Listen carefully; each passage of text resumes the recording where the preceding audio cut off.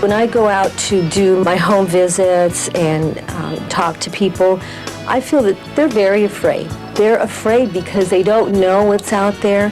Once you start listening to them, ask them about their family, they start opening up. Hey, how you doing, man? All right. My name is Jonathan. When I tell the ununionized worker about the fact that I work right across the street and what my pay scale is in comparison to his, he's usually shocked. We start out with a blitz, usually. That's a group of us going to their homes, knocking doors. Sometimes we get a campaign up, sometimes we don't.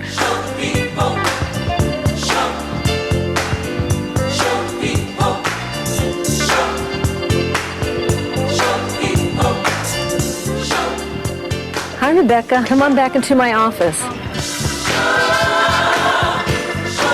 How are you today? GAIN is a program in social services to help people get better jobs through training and education, to be independent so that they won't have to be on welfare I want to anymore. continue school. I want to finish up as soon as I can. So I know the struggles that women have when they tell me they're a single parent, because I raised my children for many years alone. I was a battered woman, so I went to counseling. Remember, I'm here for you. You need anything, you have to struggle to get where you're going to go, and you have to have some goals and determination. I appreciate your help. You have been here for me. You know, now we'll work on, what we have to work on together. Okay. Does that sound good? Buenos días. ¿Puedo hablar con Robertina? I do think there is a connection between the kind of work that I do in GAIN and the kind of work that I do as a member organizer. Ándale, gracias, señora. Because I have to listen a lot to what people are saying. And sometimes people don't come out and tell you right away what the real problem is. They sort of want to get to know you, or maybe they have another issue that they feel is more important. So you have to listen and sort of let them feel comfortable with you. Well, she just says that she's hoping that this will hurry and the union will be voted and get it in because their salaries are real low and their work is real hard. When I go and say, I am a member of this union, I'm not an employee, I'm not a union representative, it sort of opens up their ears and their eyes right away, and then they know that we think it's a good union. How you doing, everybody? Long time no see you. Hey, hi, Joan. Hi, Elizabeth. As a member organizer, I attend a meeting with my other fellow member organizers on a monthly basis. You all know this is the committee. We discuss what campaigns are going on, which ones we want to work with. And it's great to have everybody here today. Local 715 has made a big commitment to organizing. I believe in organizing because we follow our job. And by that I mean the counties, the cities, or the other agencies, they keep contracting out. And then when they contract out, they bring in low wages workers with no benefits. So our purpose is to go out there and organize those people that they're bringing in so that we can bring them up to the same level that our members have. We're in the process of trying to organize and hope to see it happen. They don't want a union, or why? The guy that was there, he was clearly against the union when he got there. Well, I've had bad experiences with unions, and all they do is take your money, take your dues, they don't do nothing for you. But at the end, he was not even saying those things anymore. There was this woman that spoke up because the guy sitting right next to her, she says, well, him and I do the same work. We have the same number of cases, but you make a lot more money than I do, and I don't think that's fair. And so... Don't look at me. You said that the name of that organization is La Selva? Mm-hmm. You should tell them La Selva in Spanish is the jungle. Is that So they're out there in the jungle. So they need protection. Good point. 715 to protect them. That's right. People are seeing the bigger picture. They're seeing that if we don't organize, someone else is going to do it, or people's lives are just going to continue to get worse and worse. So the change is happening in our union. It's happening slow, but I've seen changes in the last year. 265 members, not just SEIU, but the whole labor movement.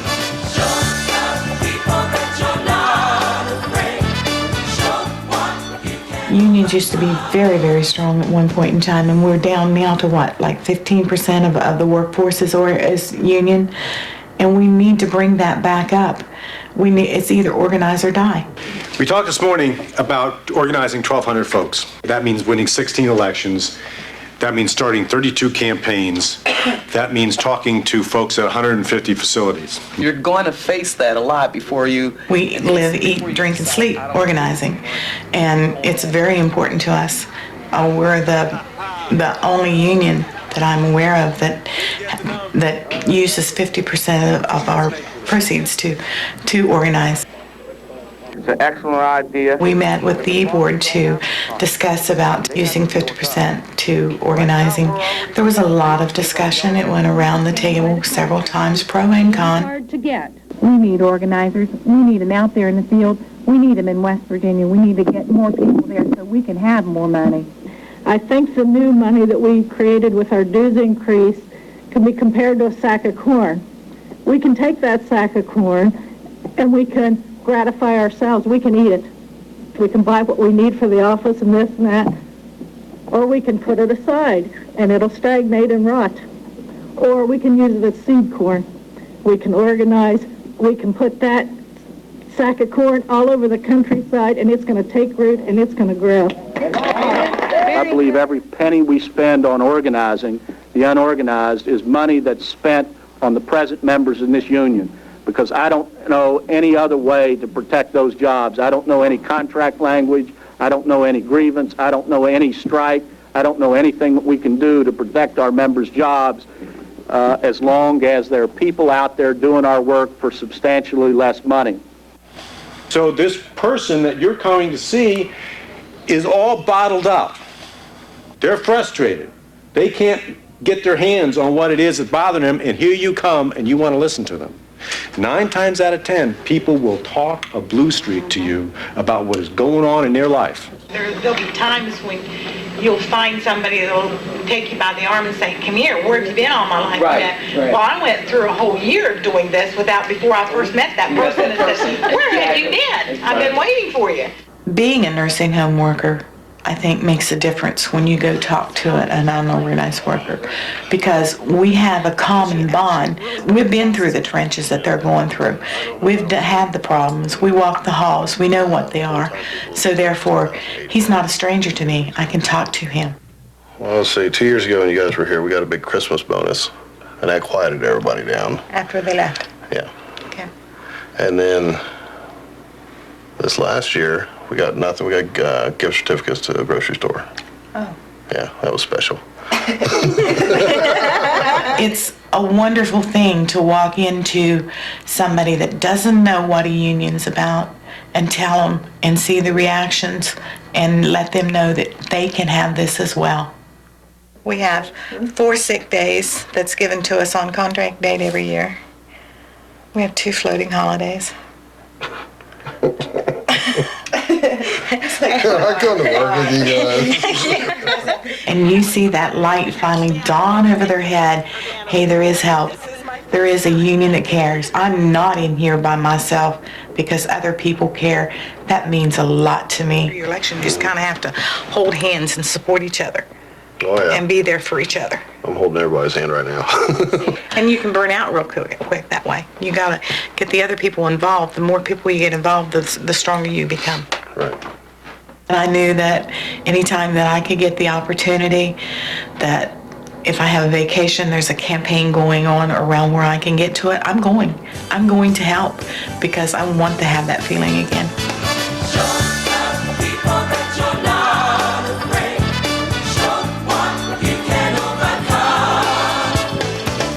I want to know if you could take some of these cards and pass them out to your coworkers and have them filled out and make sure that they do that, because it's all about job protection and job security. You're not going to get a person to sign every time you approach them. So you just do the best job you can possibly do. And if they don't sign, you just move on and you keep coming back. It provides, respect for you and the other women on your job. Also, if you have any kind of problems on your job, they will represent you in the grievance.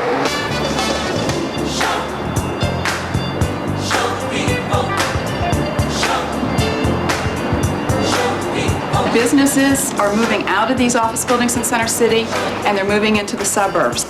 We can't continue to bargain good wage increases for our members when the people who are in the suburbs, the people who are now doing the work that used to be done downtown, are earning $5.50 an hour with no benefits, no sick days, no holidays, and doing exactly the work we do.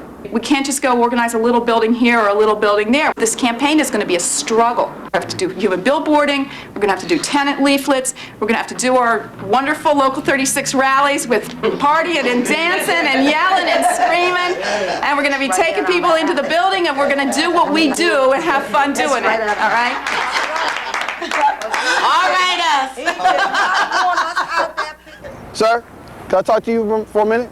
Since we've been out here on the suburban campaign, what we do is we stand at bus stops. We also surround the building, like the front entrances, the back entrances. In some cases, we get in the front entrances. Sometimes we go down into bathrooms. Sometimes we have opportunity to go throughout the building. So whatever it takes to encounter these people, we do. All right, talk to you later, bro. All right. I talked to a couple of young brothers that was up there, and they took me in the building up to the I think to the 7th floor, and I must have stayed in there for about a good hour.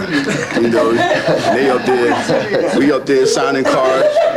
We're going floor to floor. I was telling them that, you know, we've been signing up people in his building. His co-workers have already signed union cards. Won't he hop on board so he can, you know, enjoy these benefits too? And he signed. Signed right on up. That's great. You know, people feel as though that's exactly what they needed to get better wages and better benefits and all that kind of stuff, and also to have some kind of respect on the job. And they feel as though that a union would give them a voice. We're going to do phone calls. It's a big campaign, and I think it's a very well thought out campaign. We can't sit back on our laurels and think we're going to continue to get the same kind of pay rate, because again, you know, management don't want to pay anything more than they have to pay. So it's very important for us to unionize these surrounding buildings so that we can protect our pay scale. The union is holding a meeting over at TGI. This is what I'm about, caring for people. And the union is exactly the same thing. It's about caring about people. About the meeting that we're going to be having, you have to reach and touch someone, you know, and talk to people, and hopefully that you can bring them aboard to let them know that there's somebody out here that really cares about them. All right, well, thank you very much for your time. You take care. Have a good day.